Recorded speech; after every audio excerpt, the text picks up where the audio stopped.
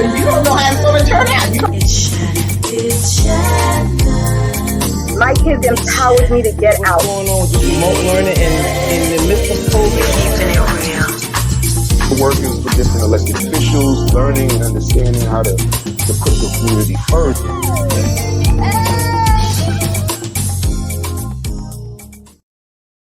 Hello, and welcome to Keeping It Real with Shannon. Say hello to Dr. Vanessa. How you doing, Hello. Dr. Vanessa? How are you, Lottie? I'm here. I'm good.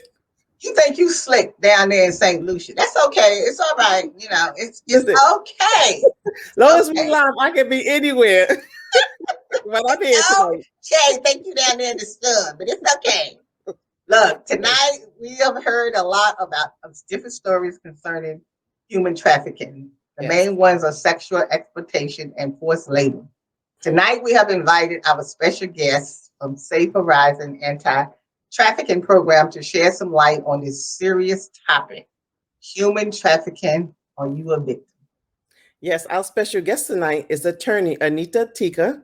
She is a senior director of the Anti-Trafficking Program at Safe Horizon. She a dynamic, multidisciplinary team of attorneys, social workers, trainers, and administrative staff that provides holistic wraparound services to all victims of human trafficking.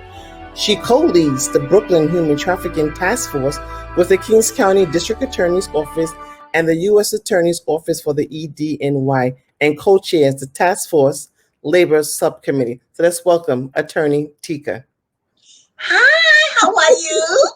Good, how are you? Thank you so much for having me. Well, thank you so much for joining us, because I know you have a very, very busy schedule, but this is a very, very important topic. Yes. That's taking place that a lot of people, even myself, didn't realize how serious it is, human trafficking and stuff. So tonight we would like to shed some light on it and to let people know what it is, like them realize that they're a victim. So we want to start off with that question. What is human trafficking? Mm-hmm. Well, human trafficking is the use of force or fraud or coercion, and those are terms that are very specifically defined under New York state law, and they're more loosely defined under federal law. So the use of force or fraud or coercion to induce an individual to engage in any type of commercial sexual activity or any type of forced labor. And so if you are a minor under federal law and you're engaging in commercial sexual activity, you're automatically considered a victim of child sex trafficking. But for adults, for both labor and sex trafficking, there needs to be force, fraud, or coercion. And the main thing is that the main misconception is that you don't need movement. Movement is not required in order to be a victim of human trafficking. And I think people hear the word traffic and they think, oh, this must include movement. You must be smuggled or moved across a state border or a country border. But you can be trafficked in your own home without ever having left your home.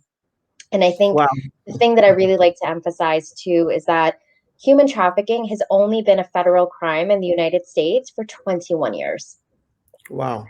21 years. That's amazing. That's amazing. Because every time I see kids that are missing on television, first thing I think of is human trafficking. Exactly. That's what I used to say. Right. It appears to be a lucrative business, but why is it so easy to abduct these young kids?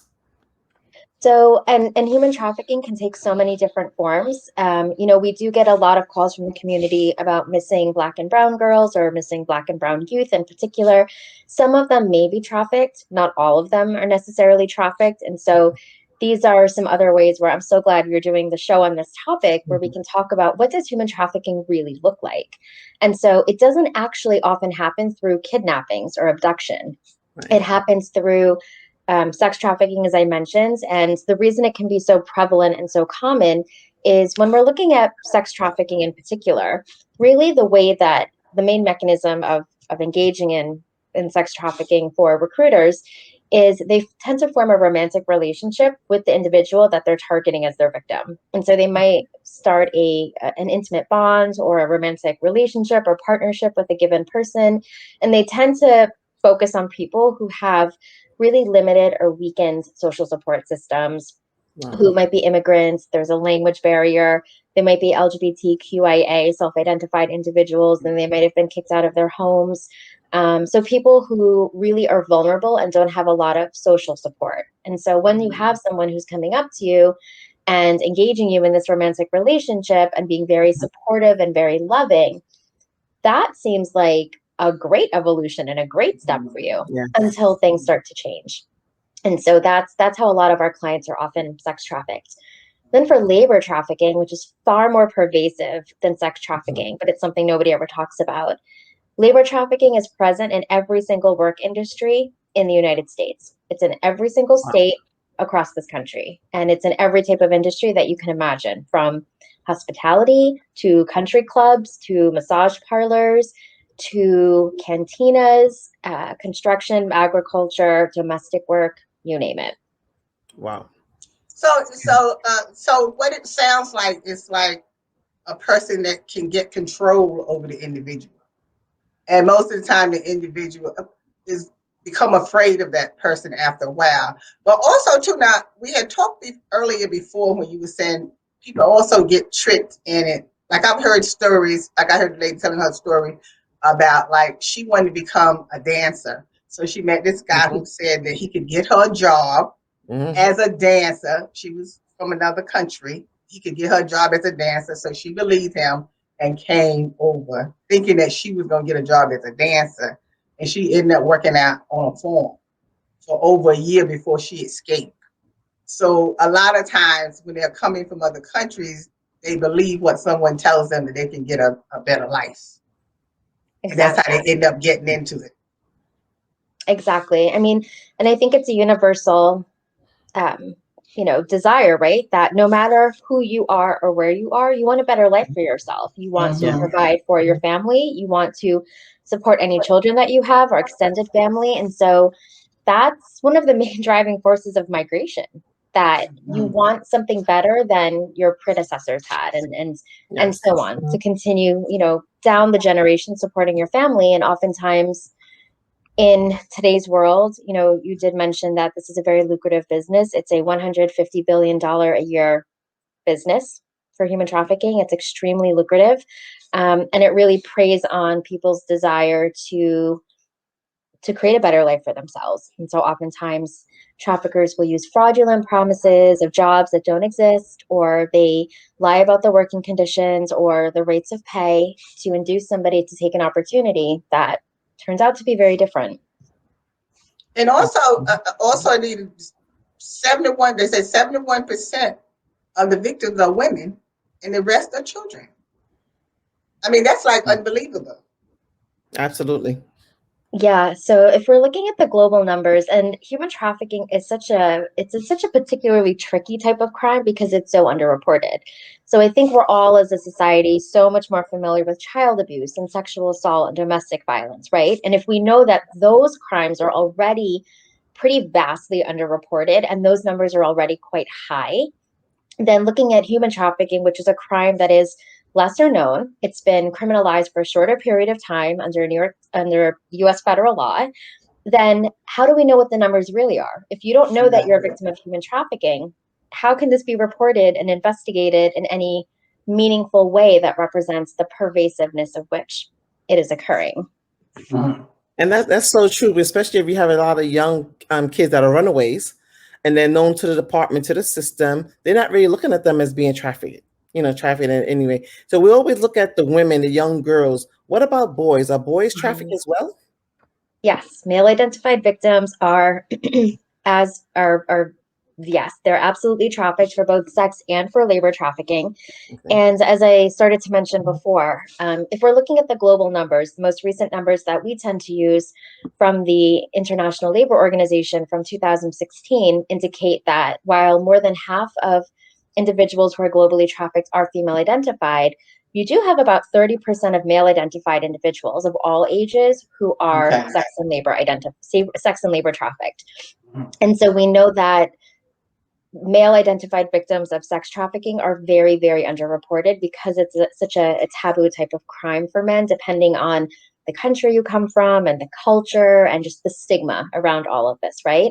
But women are also very highly trafficked. Children, individuals of all ages, all ethnicities, no one is exempt, unfortunately, from this type of crime. Okay. So, So just take for instance, so say tonight, if someone is watching Mhm. that may be having some of these red alert signs that you have just named a little while ago about in a controlled situation, or they feel like they're not being treated right, or they did happen to come over from another country believing that they was going to come over here to get a better life or whatever.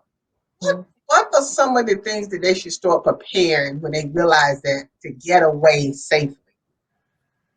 Yeah, so this is a tricky one. It depends on what is your particular circumstance with your trafficker. If you are in a sex trafficked scenario right now, which means that you are an individual who is being forced to engage in any type of commercial sexual activity for anything of value. So your partner or somebody you know, a parent, a sibling, somebody else can be forcing you to have sex for food or for shelter, for medication, for a Metro card, if we're talking about New York City, for anything of value, and it's something that you do not want to do, then you are possibly being sex trafficked. And so there are local precincts that you can go to. Polaris operates the National Human Trafficking Hotline. I can give you that number. That's 1-888-373-7888. You can call that number at any time and you will reach an advocate. You will tell the advocate where you're located and they will connect you with a service provider in your local area. If you're being labor trafficked, again, this is you being coerced or lied to or forced to engage in any type of work that you don't want to do. Either you were told that you would be working in one industry, but instead the job turned out to be in a different industry.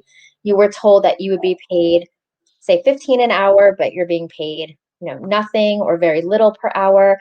You're not given breaks. You are made to live where you work. You're driven around by your employer. You're forced to pay for your housing and all of your food after being told that all of those expenses will be covered for you. Your identity documents may be confiscated. So when you came into the United States to work, unless you already were here, your passport, your visa, or any other photo identity documents might have been confiscated. If you're a foreign national, oftentimes the traffickers will threaten to deport you. Okay, this is good. This is good information, Anika. I really appreciate you coming on. But we're going to take a quick break and we're going to come back and we're going to talk some more from our guest, Miss Anita Tika. We'll be right back. It's Shannon.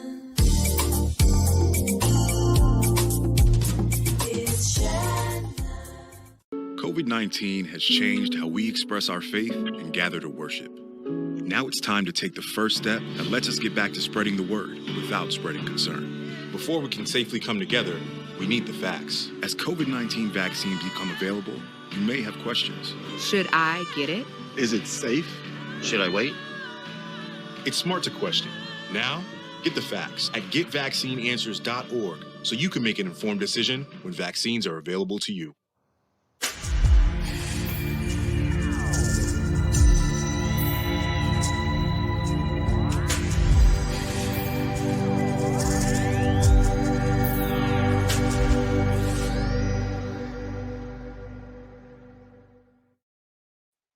Hi, we're back tonight with our topic, human trafficking. Are you a victim? And our special guest is Miss Anita Tika. Anita, this is like so mind-boggling talking about this subject because I can't even imagine this goes on, really, truthfully. I can't even imagine this going on, particularly with women. Why are we always the victim of something all the time? It seems like it's always easy to get over on the women, convincing them to do something that, they so easily believe the person that they are talking to, and they'll easily, follow that person and end up in this situation. Like, you the expert, what could you just say to women to be aware of so we don't end up getting in this situation? Because even though we think we are strong and we'll fight and, we'll hit anybody that bothers us or whatever, but it can happen to me, you, Vanessa, any of us, It can. And what I would want to emphasize here is that if you are or ever become, God forbid, a victim of human trafficking, it is not your fault. It is the trafficker's fault. We need to hold the perpetrators accountable for preying on those who are vulnerable in our society. And those can be anybody. It can be foreign nationals, it can be youth, it can be individuals who don't have a strong support system, it can be those who are living in poverty. And so I think the reason why certain classes of individuals might be more susceptible to being trafficked is because of all of our systemic systems of oppression. We have gender discrimination, we have age discrimination, we have anti-immigrant discrimination. Every kind of ism and oppression and discrimination you can imagine is already operating against different segments of our society, both within the United States and in every country around the world. And so when you already are operating within this multifaceted system of oppression, so I'm a woman of color. So first, I'm female. Second, I'm young appearing. Third, I'm a woman of color. Fourth, I'm an immigrant. And so these are all things that can sort of be stacked against me in our current society that would potentially render me vulnerable to trafficking or to any other type of crime or victimization that preys upon those particular characteristics. And so, yes, it's important to keep an eye out, to question things that are told to you in terms of job opportunities that seem too good to be true.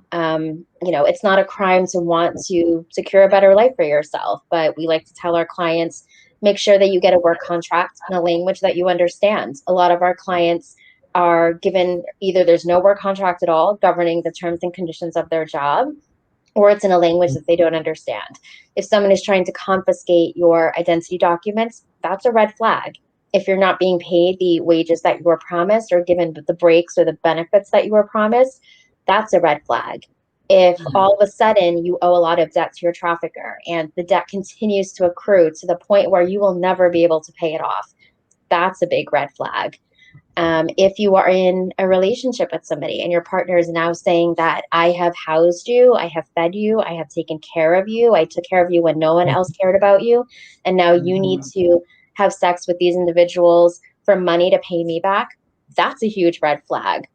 And so every human's entitled to dignity, to the right to life, to dignity, to respect. And so that carries over regardless of the type of trafficking we're talking about. I know that human trafficking partners with law enforcement and hospitals.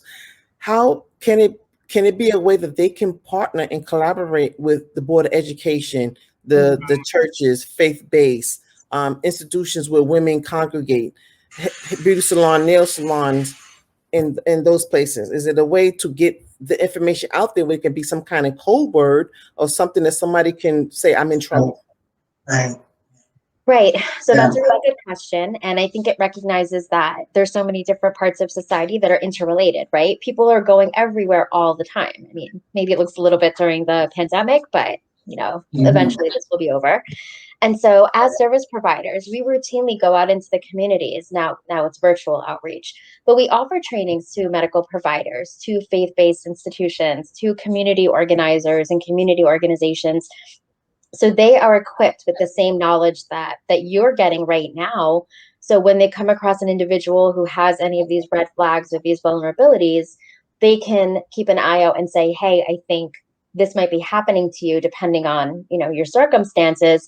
These are some resources that we can provide to you if you're interested.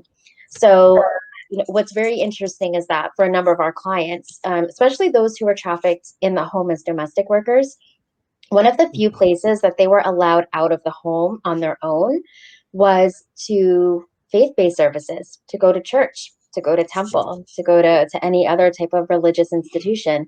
And a number of our clients disclosed to fellow congregants that they were being trafficked. And that is how some of them were able to escape because of the relationships they formed with their fellow worshipers. So these relationships, this outreach, this awareness is extremely important because you never know when you might come across a person who's a victim of trafficking. And if you know what to ask and you know what to look for, odds are that you can hopefully help connect people to more resources. But we do want to caution that this can also be a very dangerous and tricky situation, right? And so we would never advocate going up to a suspected trafficker, but instead to find ways to connect individuals to services if they want to be connected in a way that's safe for you and for them. And so oftentimes that might mean involving law enforcement or reaching out to a community service provider and getting some technical assistance on that front. Do you remember a while back, that was when Trump was in office, the immigration status about the people being over here working? Now, people that was brought in by, the big time people, Congress people, whoever they were, bringing people in to work for them and everything. And some of the people are not getting, paid what they should be paid because, like you said, they don't know any better. So they're working for these people. So even though they might not be getting paid what they're supposed to be getting paid, would you also consider this part of human trafficking as far as forced labor because they are working in this place, in this home, rather, but they still not being valued and getting what the money they're supposed to be getting? Is that considered the forced, working labor under the anti-trafficking? Like the U.S. shops. Yes, you know what I'm talking about. When all of that broke out, everything came up about who was working for who. Mm-hmm. Yes. So all that came out at that time. So is that considered like trafficking labor? So it depends. And as an attorney, I'm always going to go back and look at the law. What does the law say in terms of what is the legal framework into which we fit human trafficking? So we need to have, as the cornerstone, we need to have some indicia or criteria or evidence of force or fraud or coercion. And so we have had clients who they were trafficked, but they were paid. They might not have been paid what they were promised to be paid, but they could have been paid pennies on the dollar or $20 a week. And just because they're paid doesn't mean they're not trafficked, right? Mm-hmm. But if there is no force or fraud or coercion, and we can talk about, what those things mean very specifically, and those are very particular legal concepts under the Trafficking Victims Protection Act. But without one of those three forces at work, it would be difficult to make out a case of human trafficking, notwithstanding any other evidence that we have.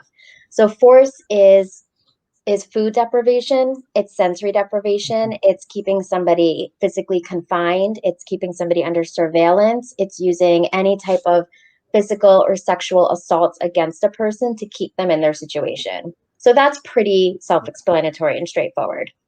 When we're talking about fraud, we see this often in the context of labor trafficking. So as I mentioned before, lies and misrepresentations and false promises about the type of work that someone will do, how much they're paid, what breaks they'll have, whether their food and their housing is included as part of the work contract, how much their visa will cost, and anything related to the work conditions. And so if anything about that turned out to not be true, you need a totality of the circumstances, so to speak, to determine whether it rises to the level of trafficking.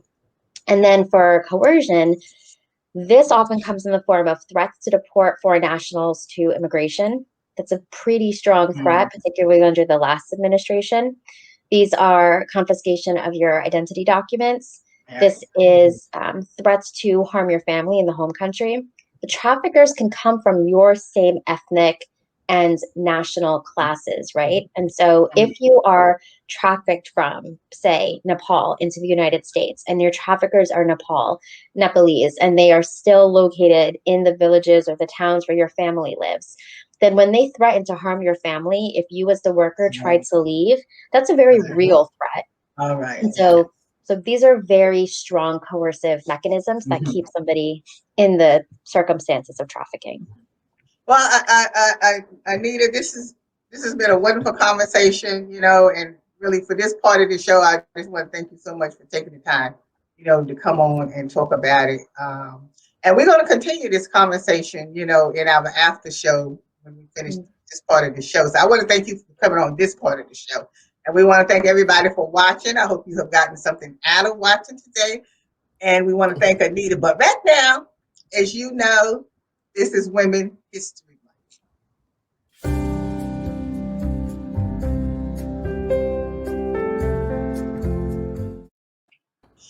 And for this night, I would like to salute the single moms that's taking care of their children, because I think they don't get enough praise for what they do by themselves with their children and stuff and taking care of their family. So I want to salute my two daughters tonight. And my first adopted daughter is Miss Allison Maurice. Allison is a single mom raising her son, Tyler. She works very hard in the health field. She does experimentation on the mouse to help with testing vaccines and other types of medicine. I call her Dr. Maurice without a medical license. She learned all of this without going to med school. She is very passionate about her work. She is a no-nonsense mom that takes care of her son, making sure he is getting a good education, involved in karate. I'm scared of him. And various sports. She manages to do it all. I am so proud of her. I salute you, Dr. Allison Maurice. And now my next single mom is my real daughter, Tiffany Shannon, a single mom raising her daughter, Bree. She is a strong, caring mom working in the insurance field, dealing with legal matters. She has been told by many lawyers and judges that she is missing her calling. She is a lawyer without the SESQ. She represented her aunt in a lawsuit as her advocate and helped her win her case. The judge said to her, "Why are you not in law school?" She takes care of Bree, making sure that she is getting a good education, doing gymnastics, and taking sewing classes, because Bree wants to be a fashion designer and another Gabby Douglas. She manages to do it all. It makes me proud to see her being such a good mom. I salute you, Tiffany Shannon. My third woman is every single mom and all the mothers that's taking care of their children who are struggling to raise their children. It is not easy. We need the whole village. You are strong, beautiful women who deserve to wear the crown. On behalf of the crew, Dr. Vanessa, Keeping It Real with Shannon wants you to know that you are appreciated for everything you do for your family. You may not always get the praise that you deserve, but remember, God will give you the praise and the strength you need.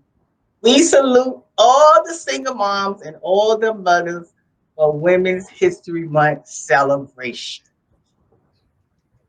Amen. So I thank you, all you single moms and mothers who is doing such a wonderful job raising the kids, because it is not easy today to try to raise even 1, 2, 3, 4, 5. I don't know how they do it, but I salute all of you for doing it.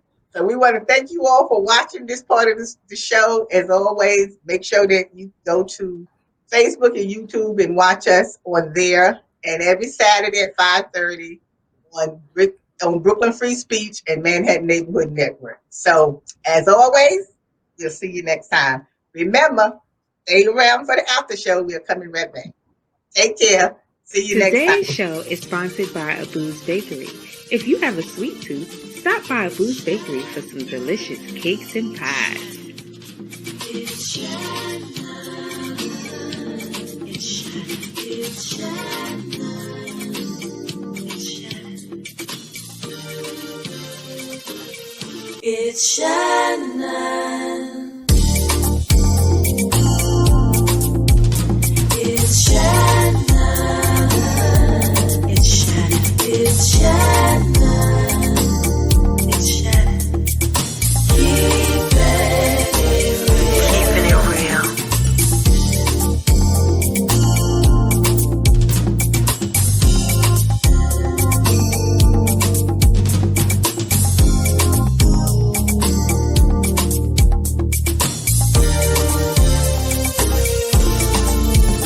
It's Shannon. It's Shannon. It's Shannon. We're back for our after show. Thank you, Miss Anita, for sticking around. What I wanted to do now is I wanted people to find out more about the anti-trafficking program at Safe Horizon. Like, what is it that you actually do there? I mean, we have an idea of what you do, but just tell us, what do you do when someone is referred to you or when the client comes in and they need help. Like how do you work with them? What is the first thing happens when they come? So the first thing is we ask, what do you need? So we have different teams of different focus areas within the anti-trafficking program. I have a team of social workers, and they work with all of our clients. So our foreign national clients, our U.S. citizen clients, and they can provide comprehensive case management. So if somebody's looking for housing, or they want to enroll in an educational opportunity, or they're looking for a job, or they need access to public benefits, or they need a medical, dental, or mental health referral, we can work with you to help you with that. And in that same vein, we also provide limited financial assistance. So we can provide gift cards so clients can get food for themselves and their family. We can give Target cards so they can buy personal care items, including diapers and medicine. We can give out Metro cards for transportation to get to work and doctor's appointments. And then for a number of our clients, their phones might have been controlled by their traffickers or confiscated by their traffickers. So depending on our funding streams at the time, we can also purchase new phones for them in minutes so they can communicate with us and with others in a safe way. And then on the other side, for social work, we do trauma-focused therapy. And so we have clients who come to us and they have a place to live and they have a job and they're pretty stable from a material perspective. But now they're ready to deal with the trauma that has really pervaded their life as a result of their trafficked experience. And so we have clients who've been working with us for a few years to work through their trauma and to develop healthy coping mechanisms and to really self-empower. So that's the social work side. And then on the legal side, I have a team of attorneys who provide immigration relief for our foreign national clients. So there are certain immigration remedies that are available just to victims of human trafficking. And so depending on the legal needs of a client, the attorneys will do an intake and they'll assess the client to determine their eligibility for these trafficking-based immigration remedies. And oftentimes clients have other legal needs as well. And we work very closely with legal aid and with other legal providers throughout New York City. We do policy and advocacy. I oversee that part of the program. And some clients want to be survivor advocates in the community and use their lived experiences to help others. And so we help support them in that. We do trainings and outreach, and we have a survivor leadership group called Voices of Hope. Yes, I'm interested. What about on the immigration context of it? What happened when women come to you for services that are here, could be legally and illegally, and they don't have their passports? Are they at risk of being deported? Yes, potentially they can be. And so we have had clients who actually were in ICE detention because they were arrested during a workplace or worksite raid or operation. And so luckily, during the course of their detainment in ICE and the ICE detention facility, they were identified as a victim of human trafficking, either by the ICE agent or by an attorney or somebody else. And so then they were connected to us or another provider for services. But we will never know how many individuals were trafficked into the United States and have since been deported back to their home countries or elsewhere when they were victims of human trafficking and they potentially were eligible for immigration remedies to stay in the United States.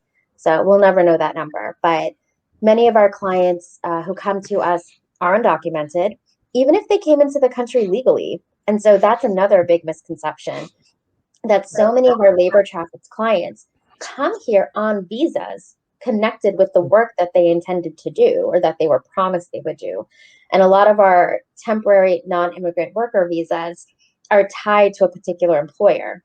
So if you come here on, say, an H-2A visa to do temporary seasonal agricultural work, and your employer is abusing you and trafficking you, under the circumstances in terms of that visa, if you were to leave that employer because of abusive conduct and trafficking, now you're out of status, even though you've left your employer as a means of self-preservation and protection.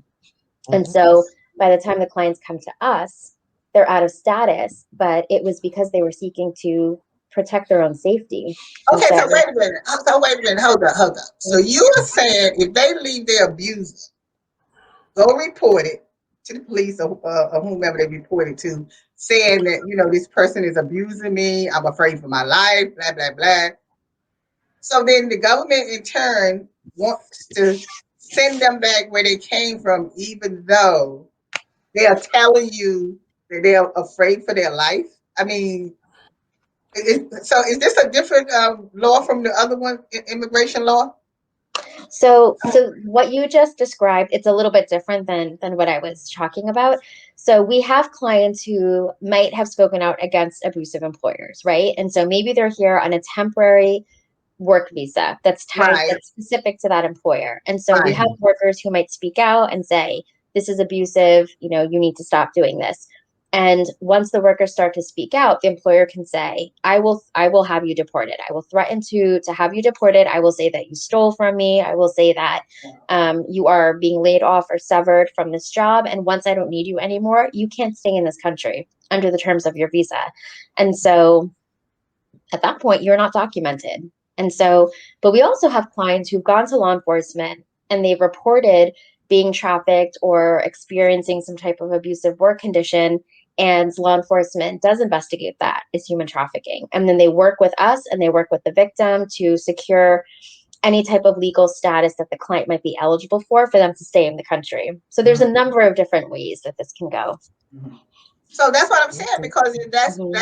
that's probably why the abuse continues the way it is, because they are too afraid to say anything, because if they don't have money to take care of themselves, they don't have money to get back home or whatever, so they have to take their chances and stuff. So I mean, I don't even know what to say at this point. I I don't even know know, what to say, because I just can't believe people are treated this way. I know. Yeah, And mhm. it's very pervasive, and that's the sad thing. It happens everywhere.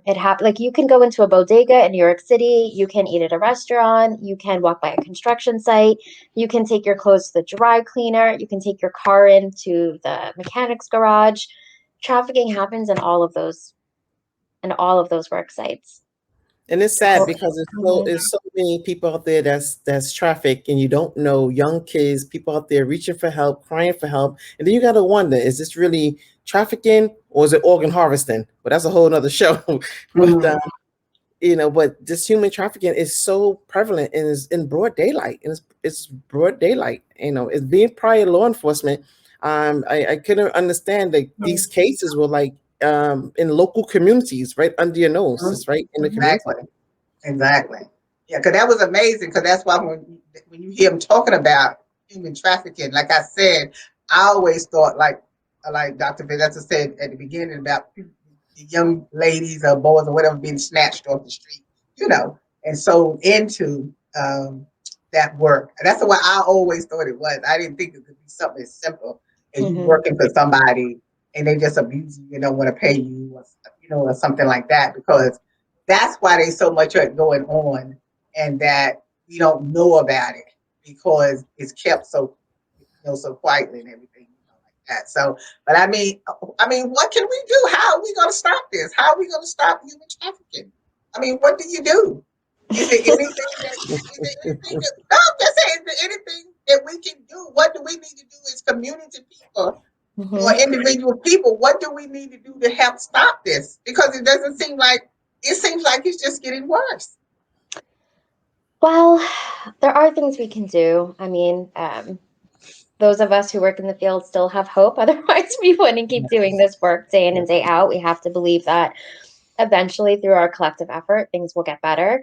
So we do a lot of trainings and we do presentations. We try to train law enforcement that when you're looking at particular cases of, say, domestic violence, instead of just looking at it through the domestic violence lens, ask some more questions and see if maybe there's sex trafficking or labor trafficking going on there. And for example, you can have two partners who are in a domestic dispute that becomes physical, right? But then you ask the right questions. And this actually was a case where this woman came in and she reported that her partner had physically assaulted her.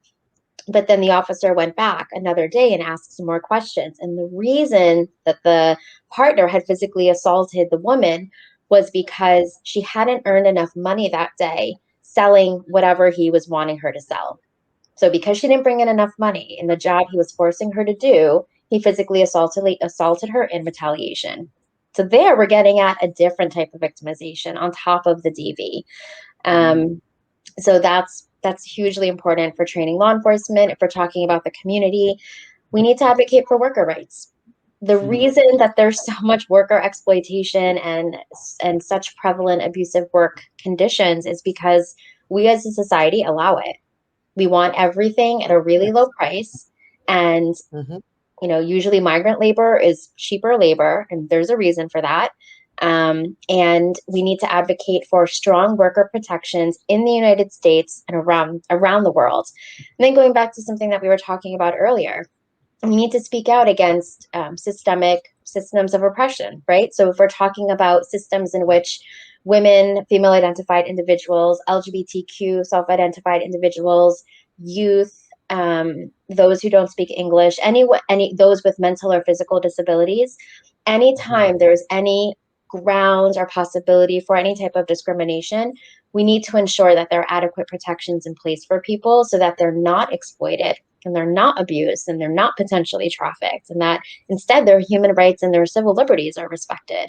And that's how we start to combat this and get at it. But we can only do that as a society where we're all working in concert with each other in our own individual spheres, right? I can't do it alone. No one person or organization can do it alone. But as long as we do what we each individually can do, when you put those collective efforts together, you really will see a change. Well, let me Mhm. let Dr. Vesta, you have a question? Yeah, I was just curious to know that since these are young kids, why is this not being taught in the school as an awareness? As an awareness, So, this is. Mhm. yeah, no, that's a great question. And it depends. I think we have been talking with Department of Education, and we're very interested in partnering to figure out like what can this look like in terms of rolling out curriculums. You have healthy relationship curriculums. You have a lot of different service providers. You have ACS, which is a government entity, who are in schools. They're teaching the foundations of healthy relationships and healthy dynamics and interpersonal dynamics. But we also really need to talk about healthy work relationships, right? It's not just sex trafficking, like we've talked about. Labor trafficking is far more pervasive. And so we know that youth in New York City and all over the country, they're working. Kids want to make money. They have to make Yes. money. They need to support their families, or they want to put themselves through school. Once you have your working papers in New York at age 15, 16, 17, there are different levels of responsibility and hours that you can work. But it doesn't mean that youth are not being exploited by employers. And so you also need to know what your rights are as a worker in this economy. Let me ask you this last question because I know your time is valuable too. But well, two things before I get to the last question. You are available to come to the school and speak, right? You can come to the school as a speaker and speak on this topic, right? We have You done can do that. trainings in schools and for parents and for educators. Yeah. Okay, good. That's great to know. So when we get back to school going, then that'll be a good thing for you to come into the school. But this last question, you don't have to answer it though, but I'm going to ask it anyway. Because it's such a big business in the billions of dollars. Do you think the government can stop this, or they just not trying to stop this human trafficking, particularly people that comes from another country here? Because there has to be something shown. Something has to be showing up someplace for them to know that this is going on. Because it's just too much of it going on. Because I always see that when there's a lot of money being made with something, particularly like drugs and guns, they always claim they can't get the drugs off the street, they can't get the guns off, but they are coming in from other places. So why is it that you can't stop it at the border, wherever it comes in, before it gets over here? So is this something the same thing? Because if they're making $1 billion or more in trafficking, something doesn't smell right here. So different state and the state governments and the federal government, they're engaging a lot of resources and personnel and different initiatives to combat human trafficking in all different forms. But it's so pervasive and it's so complicated, and it's present in every type of work industry and every urban, suburban, rural, geographic locale in the United States. This country is enormous. When we're looking at our complex network of local, state, and federal government systems, then how do we coordinate all of these efforts to make sure that we're putting the right attention and focus in as effective and efficient a way as possible. And so a lot of effort is being made and resources are being invested, but the magnitude of the problem is so huge. And so it's going to take sustained, continued effort. Well, Wow. you know, I think I can speak for Dr. Vanessa.